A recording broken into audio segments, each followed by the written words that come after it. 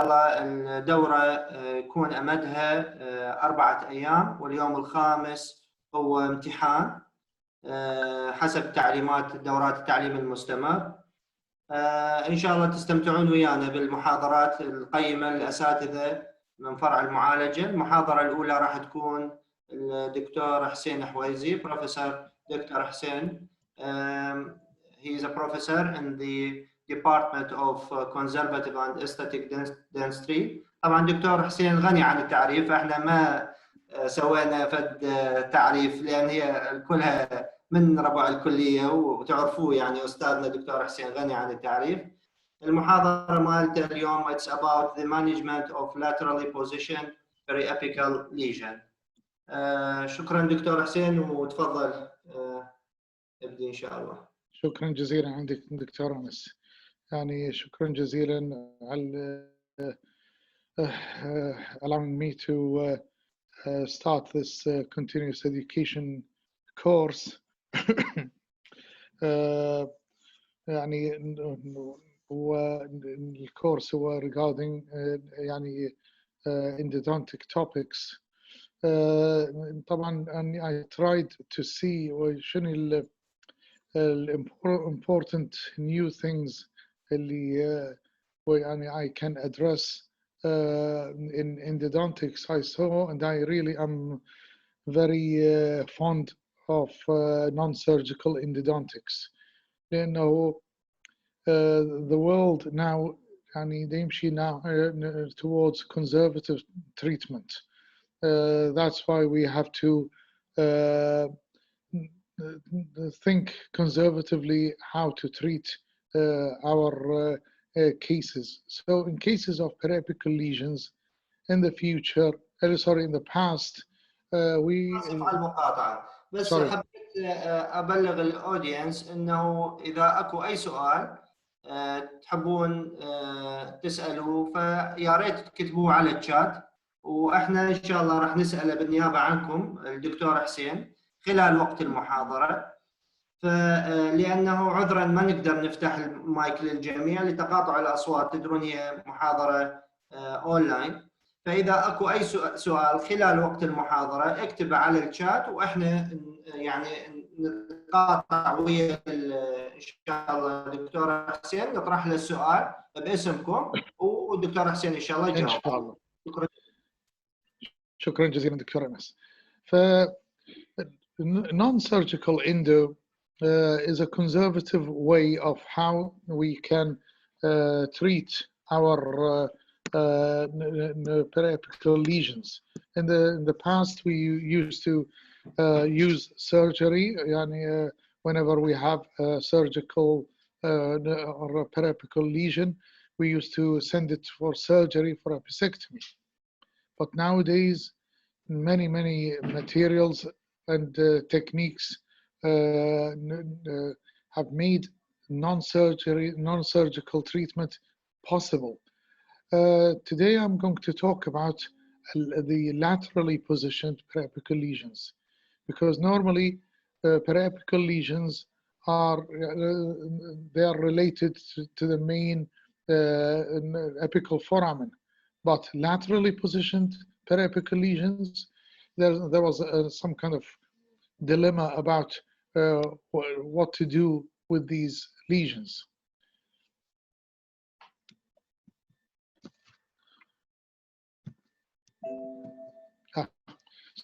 So the topics of the lecture, first of all, we're going to talk about the origin of the periapical lesion, anatomy of the apical part of the tooth. This is very important. Sorry. Principles and procedures of the treatment, cases, all of them, all these cases that I'm going to show, they are my cases, follow-up of my cases, and literature. What does literature give us regarding this topic? Sorry. Any disease caused by infection should be able to regress after removal of its causative irritants. This is a very good statement. That means that whenever we have a problem, whenever we have a disease, a lesion, or anything, we can remove it just by removal of the causative factor. Of course, the causative factor, the main one that we have,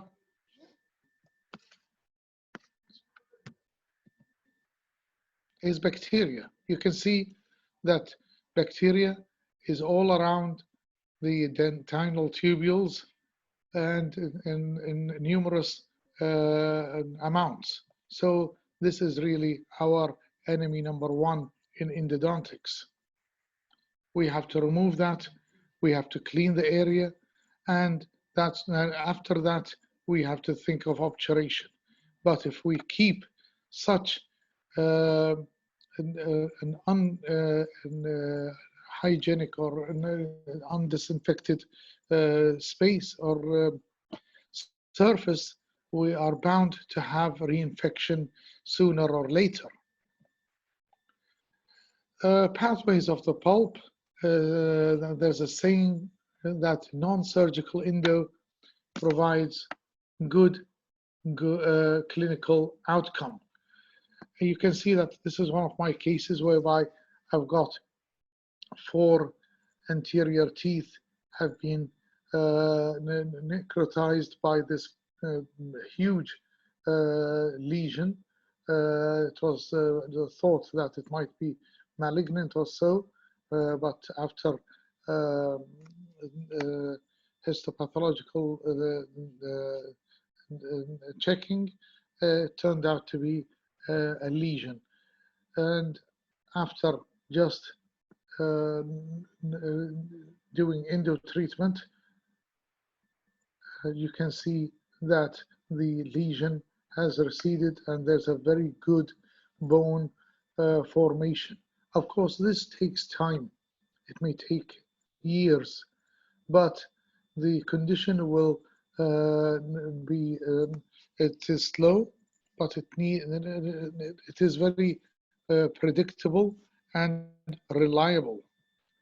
What happens in the periapical area? We can see all sorts of things when bacteria enters the periapical region.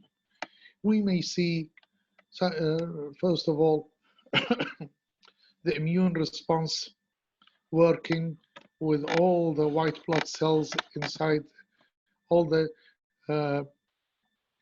mediators. We may see the osteoclasts, macrophages. They all work sometimes positively, sometimes negatively to treat the case. But in order to minimize or stop this big problem from happening, we can block the apical foramen with a good root canal treatment, debriding the root canal, not allowing the material, the debris to go outside, and obturating nicely, efficiently, 3-dimensional obturation is going to give this periapical lesion a very good, healthy environment. هنا هذا الهيلثي environment راح يسرع من treatment and bone formation. Sorry. Bone formation or any formation of tissue is made by what we call regeneration, like guided tissue regeneration in periodontal therapy. It restores bone, periodontal ligament, and cementum. You can see that we've got all sorts of stem cells, the PDL stem cells. They will make PDL cells, cementoblasts, osteoblasts. The bone marrow has got bone marrow, mesenchymal stem cells, endosteal,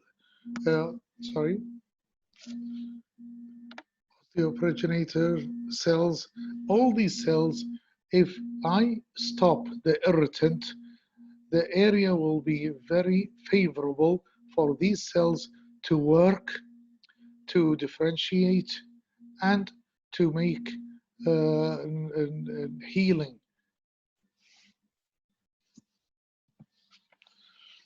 You can see here that this is a lesion. This lesion is rather big. It extends from the apical region up here laterally. So whenever we take an X-ray and see such a lesion with a lateral extension, we have to be careful. This tooth might have lateral extension, and it is really so. There are two lateral canals here and another one here with the main apical foramen. So really, having lateral canals may exaggerate the problem because it's another area whereby bacteria can go out. The main exit from the root canal is the apical foramen, as we stated. This is the main exit whereby the main blood supply, nerve supply, and even lymphatics enter and exit. Sorry, I had laryngitis yesterday, but I'm doing well now. And lateral and accessory canals. These lateral and accessory canals, they vary from, according to the size, they vary from 10 to 300 microns in width. The wider they are, the more the possibility they will play a very important role in spread of infection. But in very tiny canals, lateral canals or accessory canals, here the possibility of entrance of bacteria will be quite less. So really the prevalence of lateral canals in a study, it's a Chinese study by Huang et al. They studied the prevalence or the incidence, of the lateral canals, and it seems that they found that the lateral canals are present in 49% of the sample that they used. And the filling rate of the lateral canals was only 7%. So it shows you that our debridement and filling of the lateral canals is so primitive. It should we should have other approaches so that we can debride such lateral connections between the pulp and the outside peridental ligament. Domenico Riccucci et al. And Sequeira, they found that we have got around about, I can't see this because of the pictures now, 75% of the samples, they had lateral canals and apical ramifications. That means this is really not something unusual to be seen. If we've got 75%, that means we have to think seriously about every case that we treat. Every case is has a possibility of lateral canals and apical ramifications. Damashki et al. Found that there are in the permanent molars 79% of the cases having lateral accessory foramina.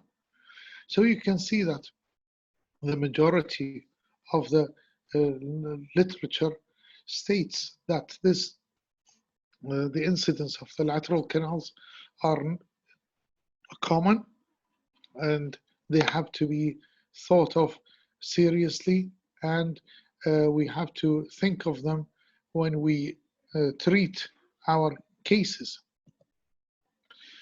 This is one of my cases. You can see the lateral canal, and it is in the apical region. Sorry. And this is in the middle part of the root. You can see this beautiful picture where it shows a solitary lateral canal inside here. I really didn't see, it is very difficult to see a lateral canal, but with the procedures that I'm going to talk about, there is a possibility that we can push sealer or even soft gutta percha into different parts of the lateral canals. This sealer puff might indicate, and I say might because we have to be very sure, but really having a sealer puff outside the periapical area or outside the tooth might indicate that I've got a three-dimensional obturation in the lateral canal. This is another case we may find that we are going to be dealing with two lateral canals and the main canal in the same tooth. So in this case, our problem is doubled. So really, we're going back to the previous thoughts. I went back to the old books in the 80s, 70s. I found that talking about lateral canals and laterally positioned periapical lesions, there were many ideas that now we really cannot accept. First of all, less bacteria in the lateral canal. When we have a lateral canal that is so big, of course it will make a periapical lesion laterally positioned. This is just as wide as the apical foramen. The soft tissue in the lateral canal is separate from the main one. Well, this is not true now because due to our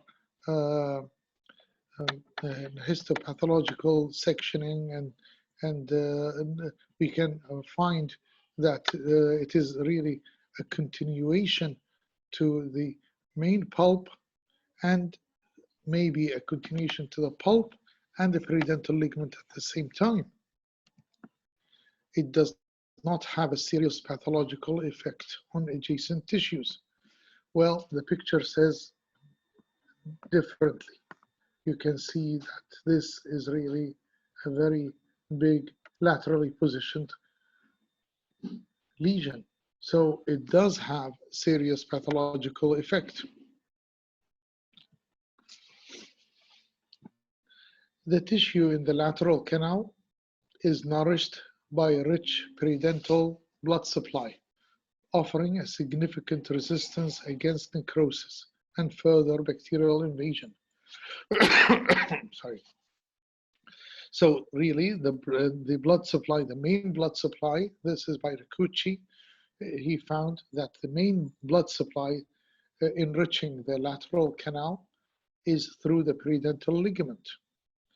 That's why you can see that there are sometimes cases whereby we may find vitality in a large lateral canal in a case or in a tooth that is necrotic. Another saying is that tissue in lateral canals becomes necrotic and thoroughly colonized by bacteria only in cases with long-standing pulp necrosis. And this is really understandable because we all know that when inflammation happens in the pulp, it happens in the coronal region, and it becomes in inflammation in one area of the pulpal tissue, the pulp chamber. Then there will be a progress to all the pulpal chamber. Then it goes down to the pulpal canals, and you can see that the bacteria they may be found in such remote areas in the lateral canals only when the whole pulp is necrotic. Sorry.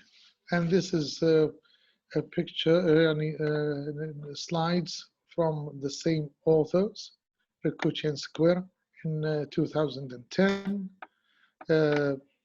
They found, you can see the vital uninflamed pulp in the lateral canals, and this is very clear here.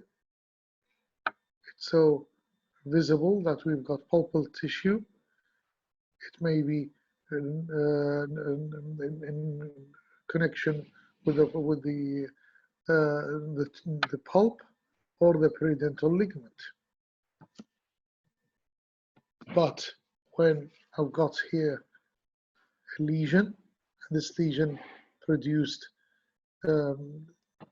let's say, an exposure, and the inflammation and necrosis started in the upper part of the pulp, the pulpal chamber, and then pulpal inflammation, dense pulpal inflammation, as you can see here, dense inflammatory cells aggregation in the main canal and entering the lateral canal. So it is really a continuation. After that, bacteria will follow.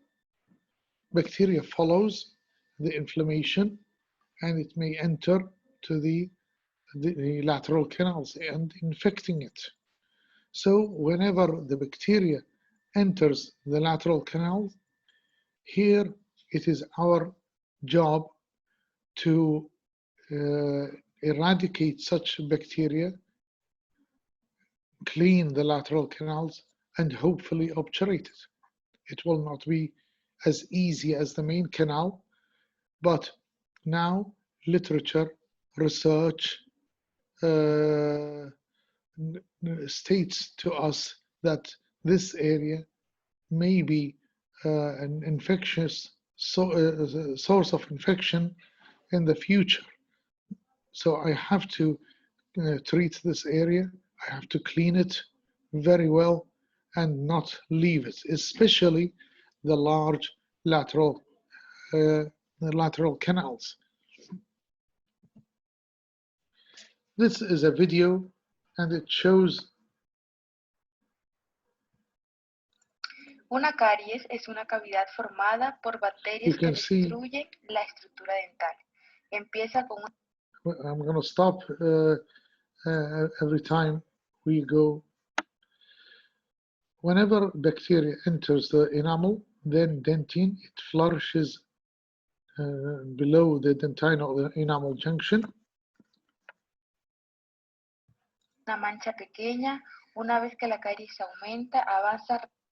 Then it's going to really reach the apical, the pulpal region. Rápidamente. Si se deja avanzar lo suficiente, la caries es capaz. You can see here that whenever the pulp is the bacteria enters to the pulp, here it's only a matter of time whereby the pulp will be affected. Inflammation, infection, and then necrosis. So necrosis will go to the periapical region when the whole pulp is necrotized. And after that, when we find that the necrosis enters the apical region, the lateral canals will have their share of necrosis. De llegar a la pulpa dental y dañar el diente completamente. Incluso la infección puede avanzar más allá del diente, And after that, of llegando a course, dañar el hueso que los rodea. you can see that the periapical lesion will start to form. So in order for me to address and to clean and to heal such a lesion, I have to start from the beginning. I have to start off removal of any possibility of bacteria entering to the periapical region from the coronal area to the apical region.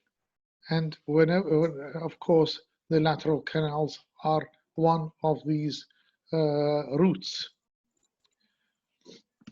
So talking about principles and procedures, here I'm going to talk about what we are doing now as principles and procedures in the books, with some clinical tips of my work, clinical.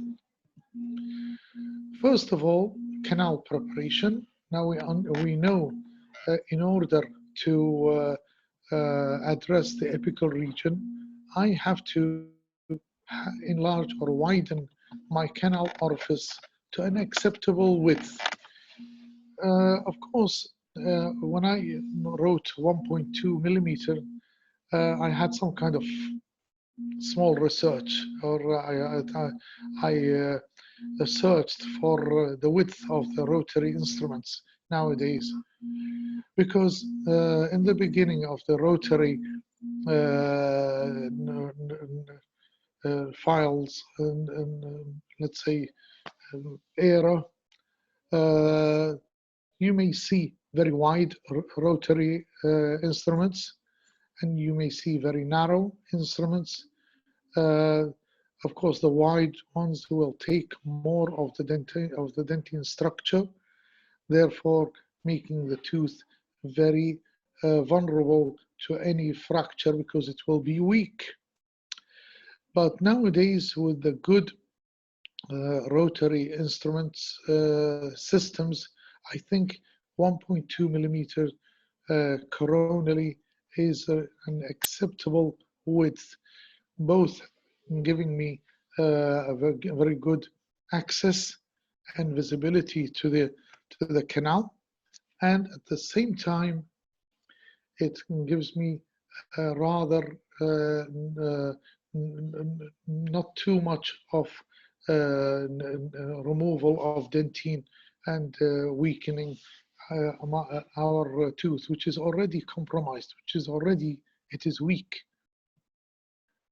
Flaring of the main canal is very important. Again, previously, I remember the first rotary system that I used was the GT. It had a flare from 4% to 12%. You can imagine 12% flare of an instrument is so wide that will make removal of unnecessarily removal of dentine something normal.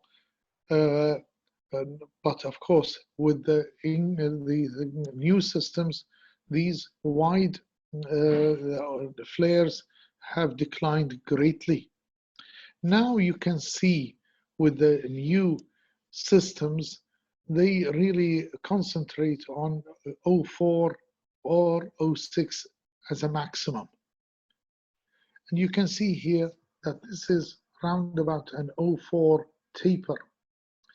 This 0.4 taper gives me a good visibility coronally and good access apically with minimum removal of dentine structure. But there are times that I've got, let's say, a root canal that is so necrotic, it needs a lot of debridement, and I really need to widen it more. I may use the 0.6.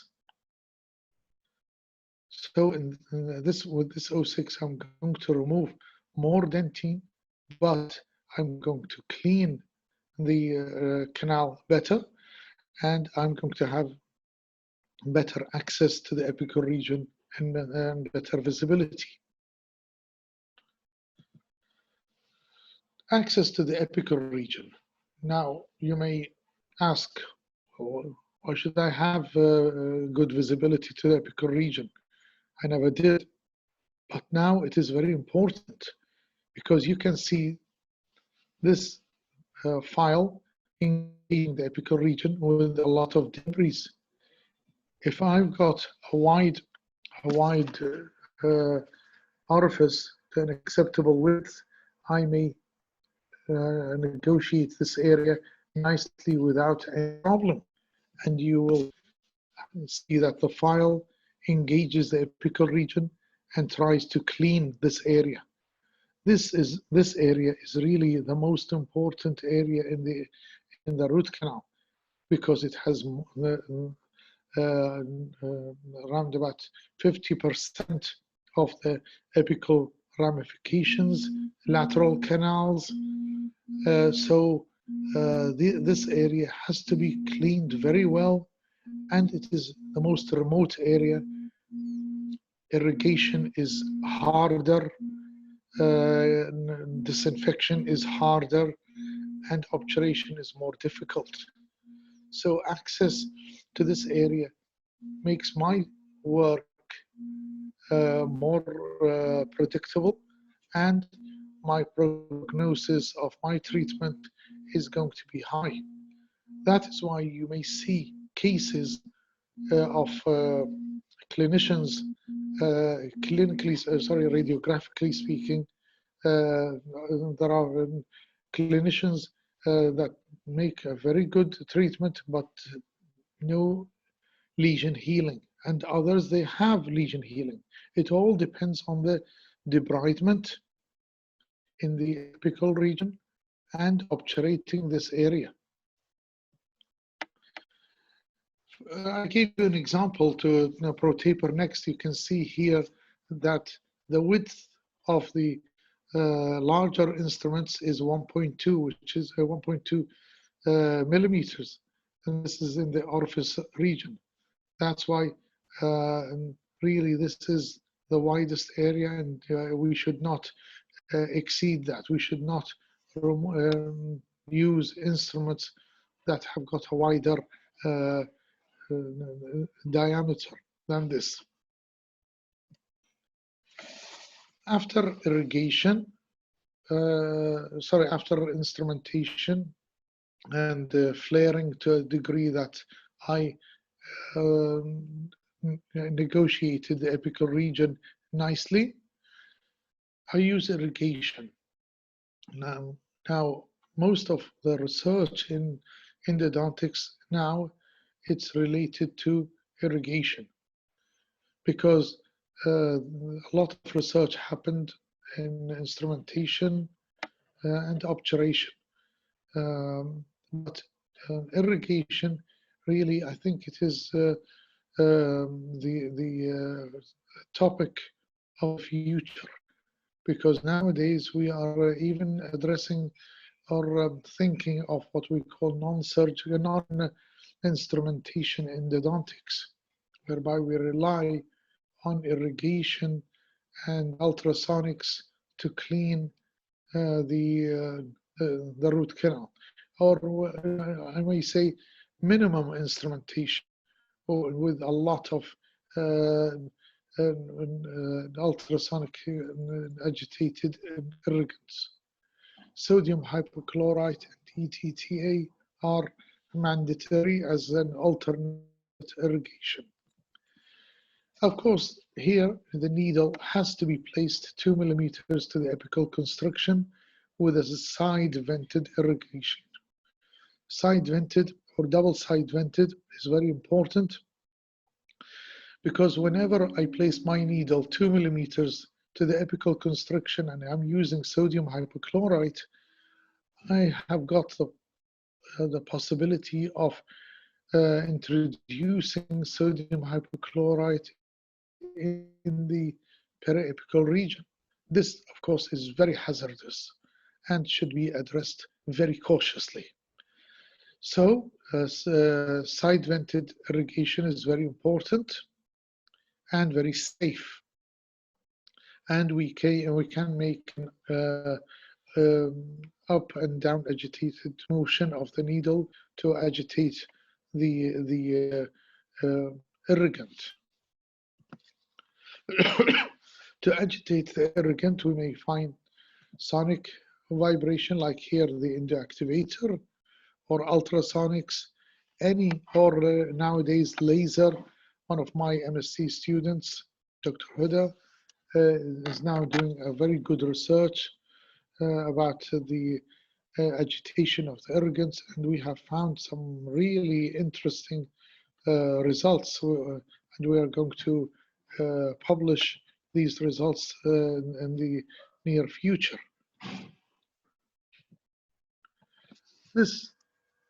The video shows you just irrigation without any agitation. Sonic or ultrasonic is not really enough.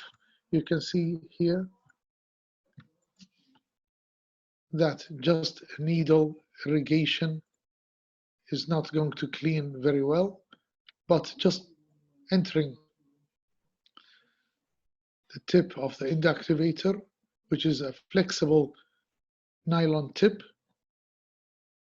you can see how much of the debris it went out.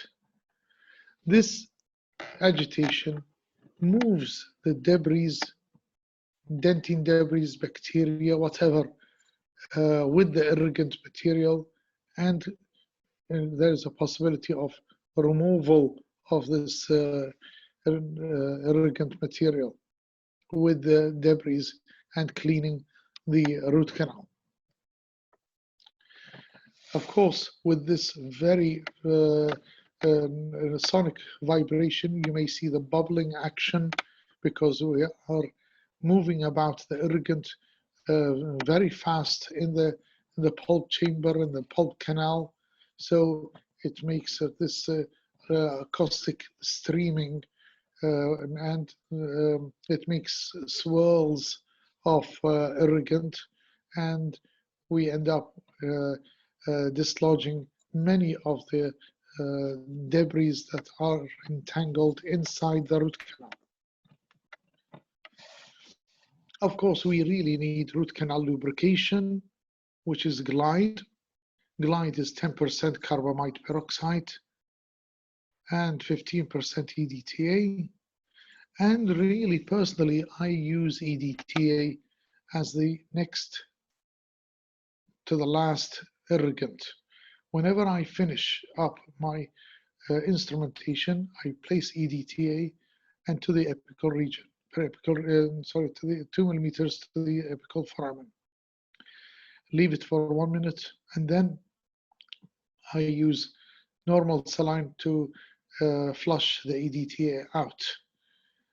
This EDTA, after instrumentation, will remove as much as possible of the smear layer. It will open up lateral canals, open up apical ramifications. That is why many of my colleagues, they ask me, how come you get many cases of lateral canals and different anatomies in the apical region? One of the reasons really is this, EDTA at the end.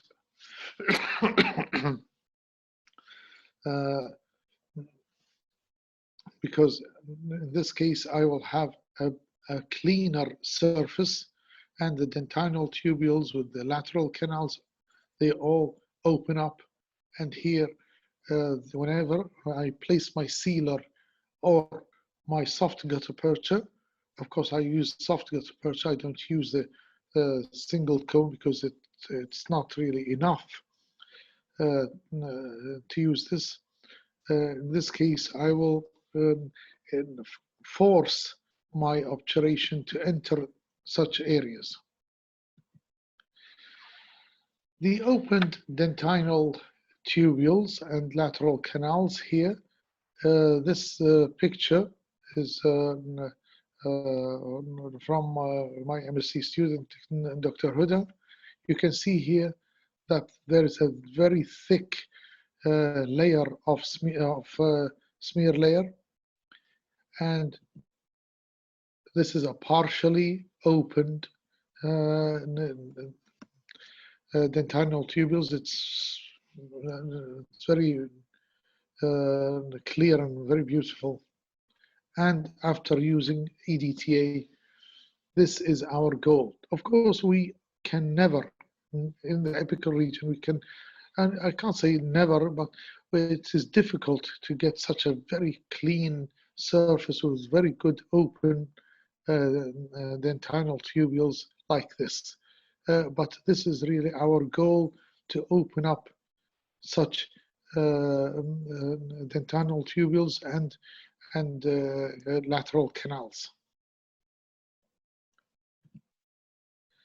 After that, root canal medication may be necessary. I myself don't like the single visit approach, especially in necrotic cases, because really I'm not certain that I have done really good disinfection. That's why I use calcium hydroxide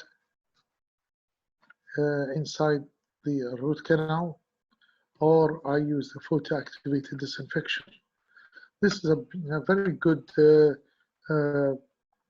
device whereby I place a dye that it is photosensitized inside the root canal, and then I bring my photoactivated device, and I place this tip inside the root canal and introduce light. Sorry, which is red light. This light is going to excite the dye inside, and this dye it will take the energy, but it liberates it very quickly. Of course, there is only oxygen which is active in the air in the root canal, and this oxygen is going to be it's going to form what we call oxygen-free radicals, and we all know that the oxygen-free radicals has a very good antibacterial action. After that, we need a very good obturation, both coronal, middle, and the apical region. You can see that there are so many variations, isthmi, ramifications here, maybe a lateral canal. Really, our pulp canal has got so much of the variations that we have to think about. So I think after this topic, we may have some kind of break, Dr. Enes. Yes, doctor, as you like. Okay, I'm going to finish up the obturation, have let's say 10 minutes break, and then we can continue. I have some questions for you also on the break. Thank you. Okay, I'll finish this, and you can ask me whatever you like. So in obturation, really, we really need to use gutta percha that is soft enough to exert vertical and horizontal pressure on the wall of the root canal, because we have to use this soft gutta percha to force the sealer into the lateral canals. And you can see it here, whereby I've got this lateral canal being filled by sealer, and you can see the sealer puff with a small laterally positioned lesion. And here, this is another laterally positioned lesion, and you can see the width of the lateral canal so wide here, and this is so narrow. So you may see all sorts of lateral canals with different sizes. I use the thermophil system because it gives me the vertical and horizontal pressure that I need so that I can fill these irregularities. And after softening this gutta percha, I force it in to force this soft gutta percha and the sealer inside the lateral canals. This is a part of the cone. It is a plastic cone coated by gutta percha. You place it in the oven and you heat the cone, and then you place it in one go, and it enters the canal very, very easily. It is so fast, so simple, and you can remove the excess with any tool you like, a burr of a turbine or whatever. So really, if instrumentation and obturation are not optimal, then microleakage to spaces occur. So possibly there will be bacteria harbored there. And you can see this picture whereby I've got spaces in the periapical, those are in the apical region. That's why another type of obturation here nowadays is to place MTA, which is totally biocompatible in the wide apical foramina cases, and then place the gutta percha. Even if this gets extruded, it is totally biocompatible. That's why we really don't have to bother about biocompatibility. And in this case, I will be having a very good seal in the apical region. I think we can stop here. I'm going to talk about cases. I'm going to talk about follow-ups and literature after this break. But Dr. Anas, if you have any questions.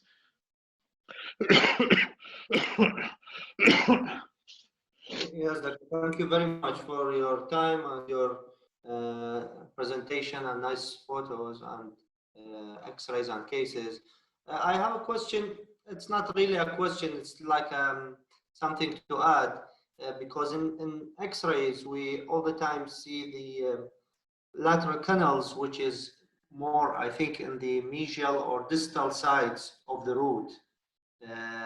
So if we imagine that there is a more lateral canals in other directions, which is in the overlap part of the X-ray, which is the buccal or lingual.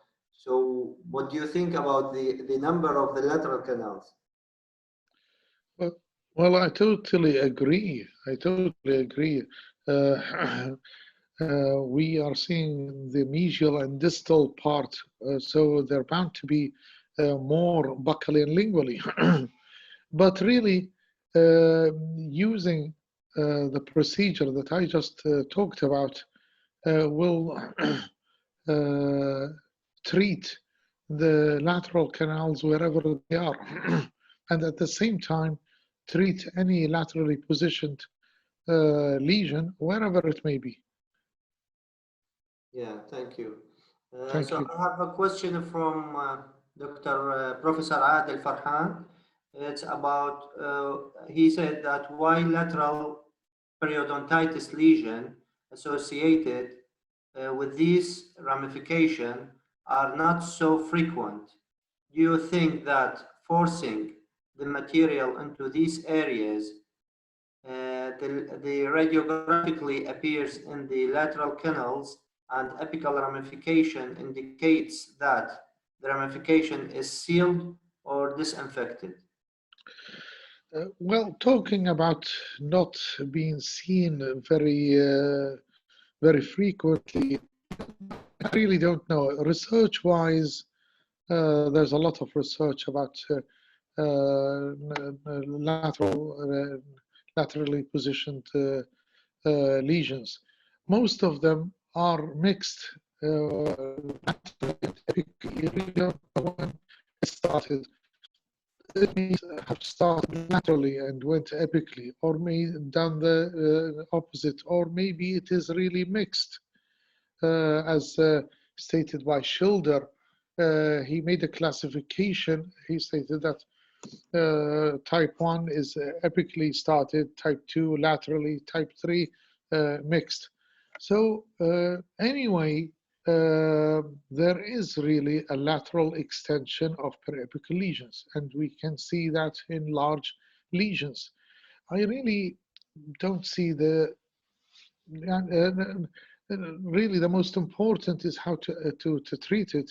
So if it started laterally or epically, it's the same thing. It's the same type of treatment.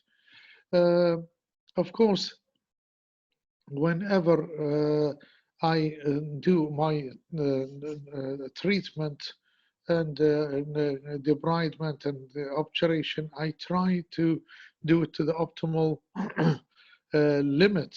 But I know very well that our sealer or gutta-percha might not enter to the full length of the lateral canal. But this is really the limitation of endodontics. We really don't have any other tool that makes our debridement and obturation more reliable, especially in such very minute anatomy. Thank you, Doctor. I also have a question about what irrigation protocol do you recommend in your work for like cleaning for this difficult region to approach? Well, it's a traditional, sodium hypochlorite EDTA alternative. But I told you that the end of the irrigation protocol is the most important, which is EDTA, left for 1 minute, removal.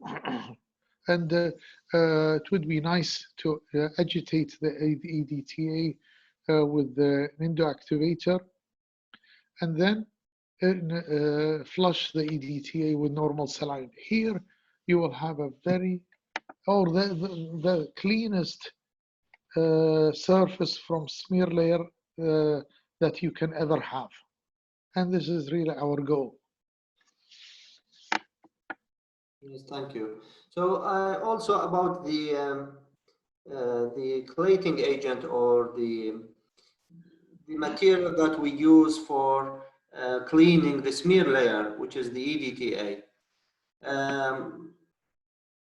Do you think its concentration or the time of application is also affect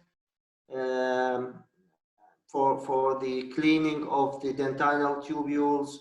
Do you have an experience of increasing the time more? I know it's like an area of research. We may try it on extracted teeth and take more like scanning electron microscope and decide. So what do you think about literature maybe? Yeah, well, literature states EDTA concentration, it's around about, let's say 5 to 50. But the EDTA that we use is around about 17%. Literature, we've got a lot of research. They place the EDTA for 1 minute, 10 minutes, a quarter of an hour. But really, let's be clinically, it's not just research.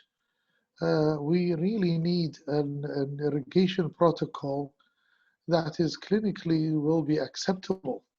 If I use an irrigant material and I leave it for 10 minutes and then the instrumentation for another, we're talking with about a patient who's opening his mouth and he might have some kind of trismus in his jaw. What I really do, I think 1 minute EDTA inside the root canal, and then endoactivator for 20 seconds, agitating the EDTA. I think it will be more than enough. And you can see the cases that I showed and that I'm going to show. There are many lateral canals opened and sealer entering. Okay, thank you, Prof. I have a question also. It's about the size of the periapical lesion. When we could say that this lesion diameter is not treated.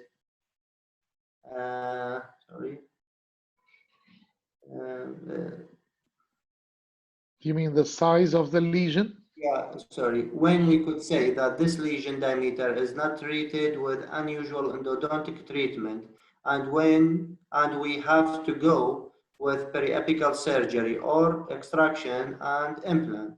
Is there any guideline for this approach? According to literature nowadays, there is no such guide. It all depends on judgment.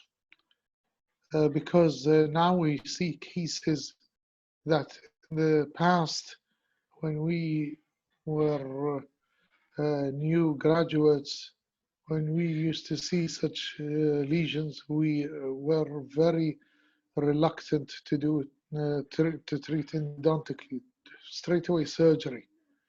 Now I've got cases whereby the large lesions, they heal just by endodontics, non-surgically. Now, I really don't have a clear-cut idea of what is the size of the lesion that is treatable non-surgically or not treatable. But you may see the patient, whether he is healthy, bone is healthy, the lesion, if it has no pus, it is asymptomatic. What I do is I give it a chance. I give it a chance. I do my work and do the follow-up, let's say after 6 months, and I check if there are any signs of bone formation. In this case, this is a good sign. If the lesion has increased, in this case, I straight away send it to surgery, because surgery is the last line of treatment. We shouldn't make it the first line, because the first line is us, endo.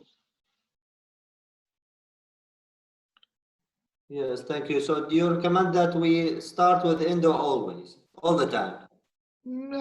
I can't say all the time.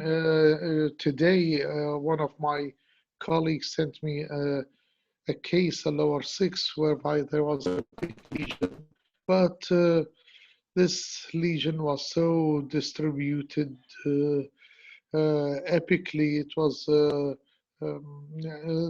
shape was not really very favorable. I was reluctant to start endo because it had the large size and distribution. So I sent it to surgery. It all depends on your judgment, really. Okay, thank you. So we have another question. What is the best obturation technique that provide information of sealer and getaperca in the lateral, that provide introduction of sealer and getaperca in the lateral canals in vitro endodontic block studies? Any thermoplasticized gutapercha technique will introduce sealer in the lateral canals, but it all depends on what type and how much they do. The reason why I like the core carriers which is one of them is thermophil and soft core, is that it's easy. It is thermoplasticized. It is easy. It is fast. The learning curve is so simple, so and you don't need a lot of time and intensive course to learn this system, and you will have a soft gutta percha entering or forcing the lateral canal, the sealer vertically and laterally. Sorry. So in this case, we will have better adaptation of the gutta percha with the walls of the root canal.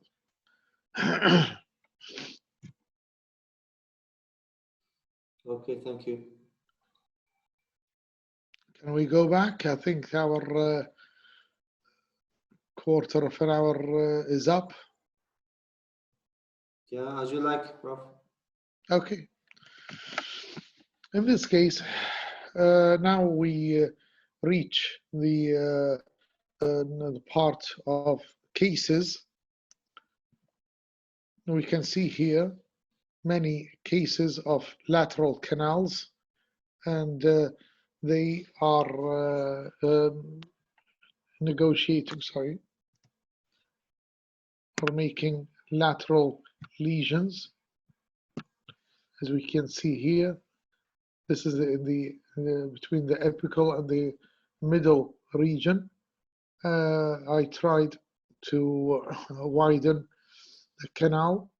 It's around about, let's say, for example, D0 is 40 or 45, and with thermophil, of course, the dilemma or the main question that sometimes you get asked is that, doctor, this gutta percha didn't reach the apical area. Really, this is a thing of the past. We're using apex locators. You don't know what's happening here with such a periapical lesion. You might have an external resorption, and this extent may be really the most constricted area. So really, it's important to believe in the apex locator, especially when it is of a very good brand.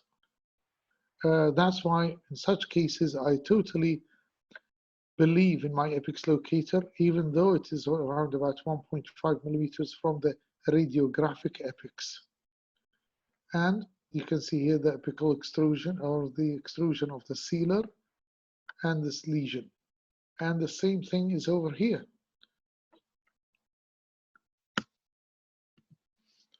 This is a case, I think 2 weeks ago.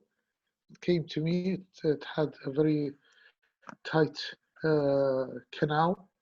I tried to open it, and I saw that I've got some kind of block here. I did the regimen of irrigation with a lot of EDTA, because I found there's a shadow of maybe another canal or another extension. I don't know. But it turned out to be that this is the main canal, and I've got another canal which is laterally positioned. And really it coincides with the laterally positioned lesion. So you see, this lesion is both apical and lateral. And this lateral lesion is extended more coronally, more than in the distal area. It indicates that there is another exit, which is really the truth. This is a very nice case whereby I've got 4 lateral canals and distributed around this apex or root, I've got a very big lesion laterally, medially and distally, and both apically. Now, such a big lesion might indicate that I've got another root or maybe other roots, and really it was so, and that's why I always say that using EDTA as a final rinse might open up such canals, and using the thermoplasticized gutta-percha thermofill will force the sealer to enter such areas.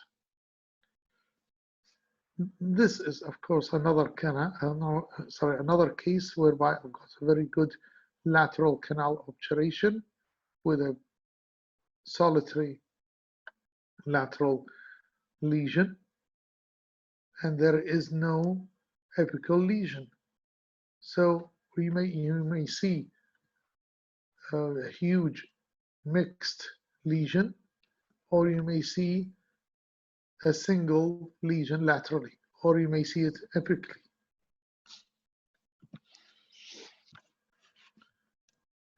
This is another lateral canal with a laterally positioned lesion, but this is more coronal. This was really, and when I saw it, I was, baffled. Wow, it is very near to the epithelial junction. It's more like, I don't know, periodontal mixed or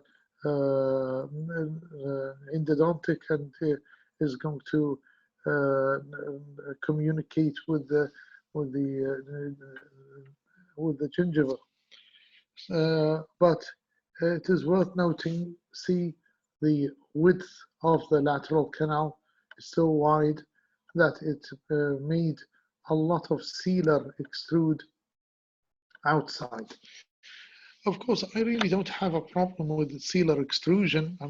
From the people who use bioceramics and MTA sealers, that's why any extrusion, which is minimum extrusion, is not much of a problem.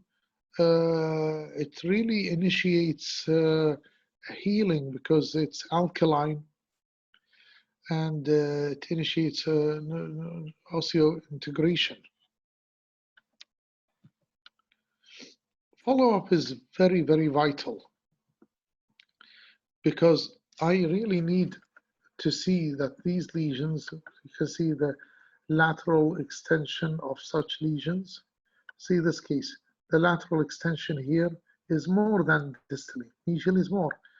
Here, medially is more than distally. And you can see that the lateral canals are all medially. So diagnosing the diagnostic X-ray very well might give me clinical tips to what anatomy that I'm going to find whenever I finish my treatment. This is another laterally positioned canal, or lesion, sorry. After obturation, you can see the laterally positioned lateral canal being filled.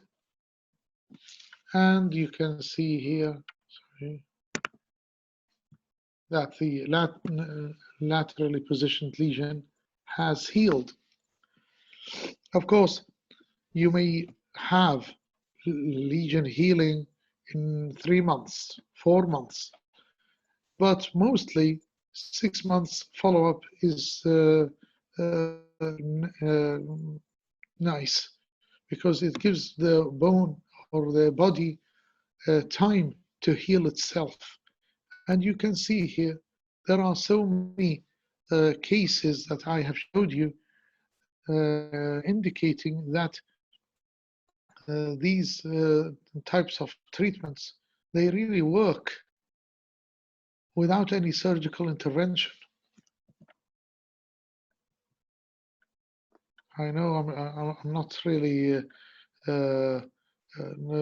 popular with the surgeons, because I always say surgery is a second line of treatment if endo does not work. This is another beautiful case whereby I've got lateral extension. When I saw this case, epically there's a lesion, and this laterally positioned distally lesion, it only indicates that I've got a lateral canal, and you can see it's rather a wide lateral canal and situated or related with the extension of the laterally positioned lesion. This is another case. It's rather nice. A big lesion. A case was sent to me. I did retreatment, removed the gutta-percha, irrigation protocol, and then sealer, thermofill, and to my interest, I've got 4 lateral canals that are so minute, sorry, three with the main canal.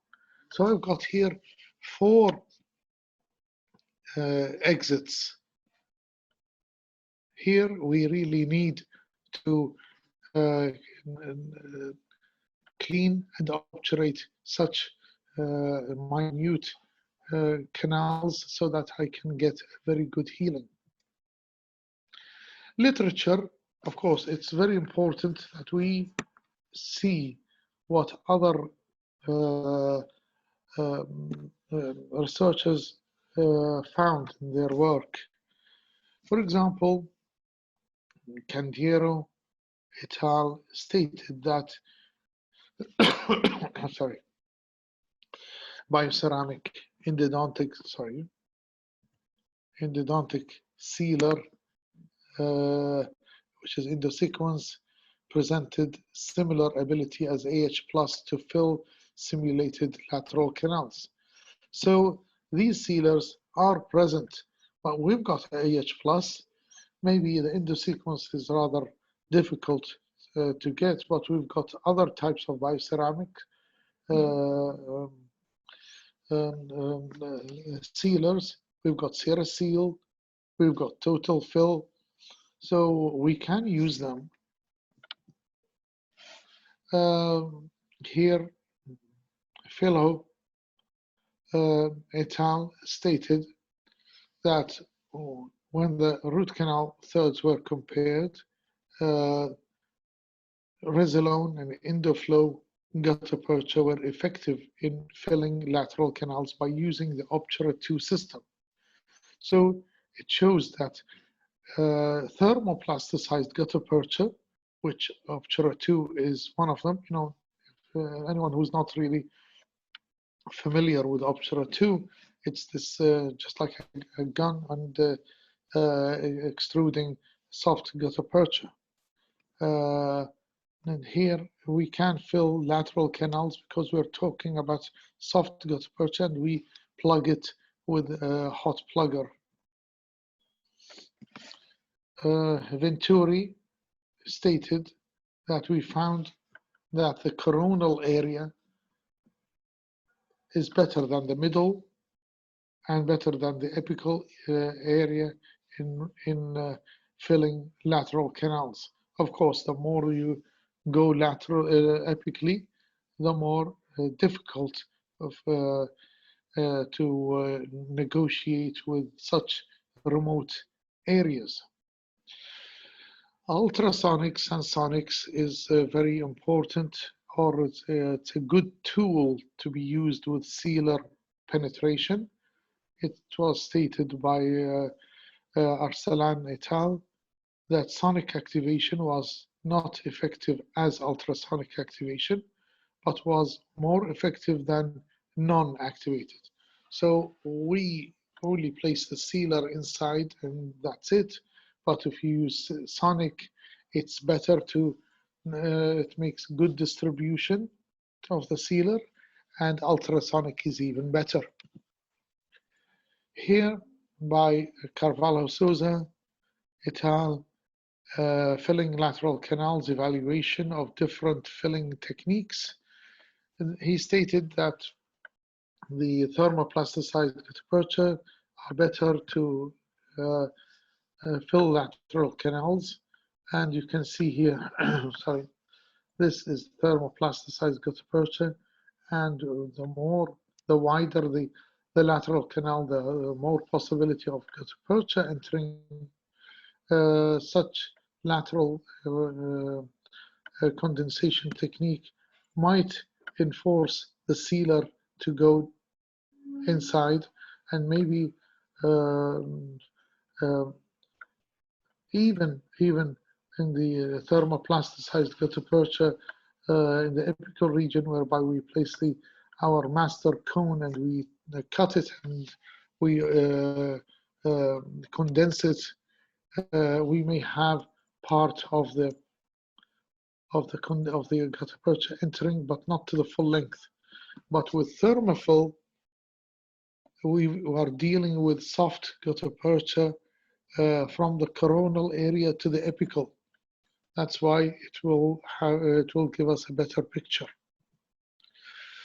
So the take-home message is, first of all, do proper endotreatment. We have to do our job. The good protocol of endodontics. Let the body defense does its role and give it time. Because really we need time. We can't say that, well, after 1 month, nothing happened. The body needs more time. And most of the PA lesions heal without invasive surgery. And I really emphasize that most of them. I am sure that not all. At the end, I invite you to see my channel, whereby I've got around about 40 lectures. Most of them are being lectured. I lectured them in different conferences inside and outside Iraq. So whenever you have the interest, there are many topics regarding endodontics, and you are more than welcome to see them. And I've got many cases. 9 of my difficult cases were published by Endodontic Practice UK,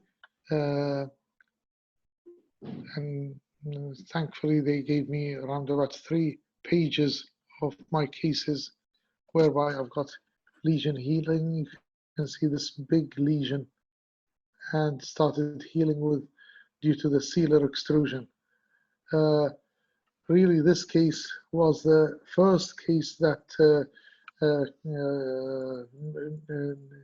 made them curious, and they wanted this case first of all, and after that they published a lot.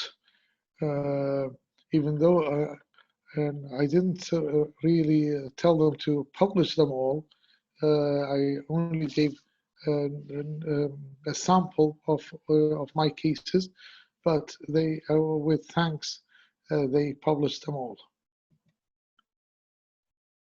This is another case, beautiful case, whereby I've got a big lesion, an episectomy that was done, and bone chips, and the patient came to me with still pus oozing. Then I found that the adjacent canine was non-vital, so all I did is just endo treatment to this case, and non-surgically you can see that the lesion has receded just by treating the adjacent tooth.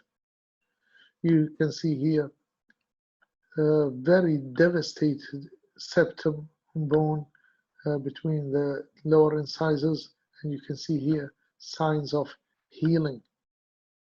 So really, giving it time, you can see that we can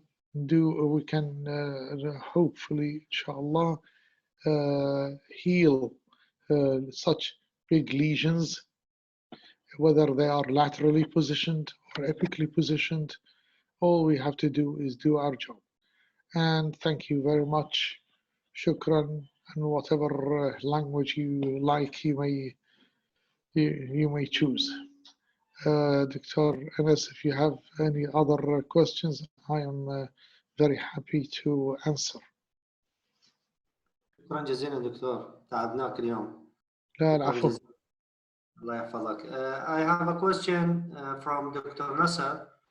He thank you about your lecture and nice presentation, and he have a question regarding the final irrigation protocol. He said that some dentists prefer to use EDTA first, then sodium hypochlorite, and others prefer to use sodium hypochlorite, then end up with the EDTA. What is your preference and why?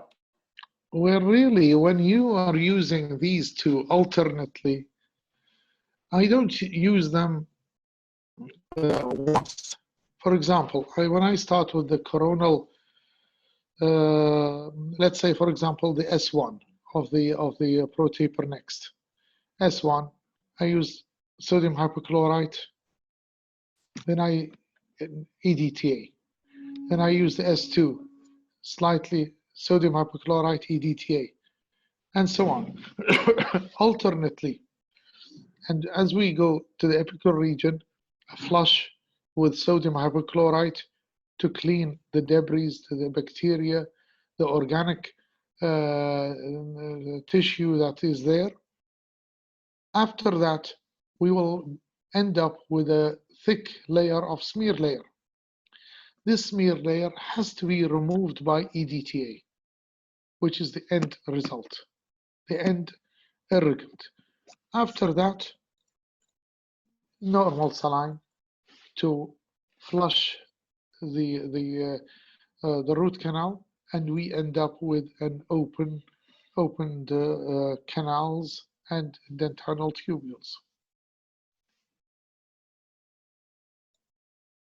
Okay, thank you, Doctor. I have also a question. It's about the, you have, during your reading of the literature, have been identified any of, like, for example, irrigation technique or, irrigant material or like a pest or something that can identify the lateral canals, which is used in the, like for diagnosis of the presence of the lateral canals, maybe something have a metal oxide like irrigant or something like that? Yeah, well, there is the radio opaque irrigant. It's what we call the Ruddle solution. But I'm wrong.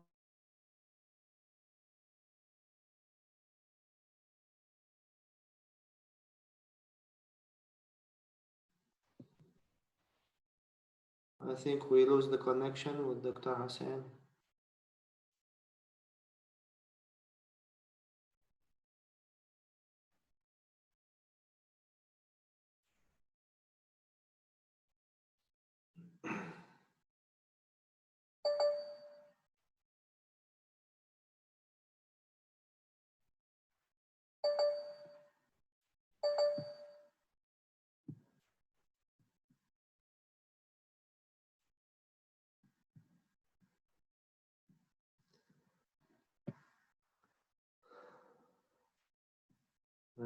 طبعا نشكر الجميع ونشكر حضوركم اليوم في هذه الأمسية مع فرع معالجة الأسنان في المحاضرة الأولى لدورة التعليم المستمر الأولى, which is dealing with the new topics, or sorry, the new concepts in endodontics.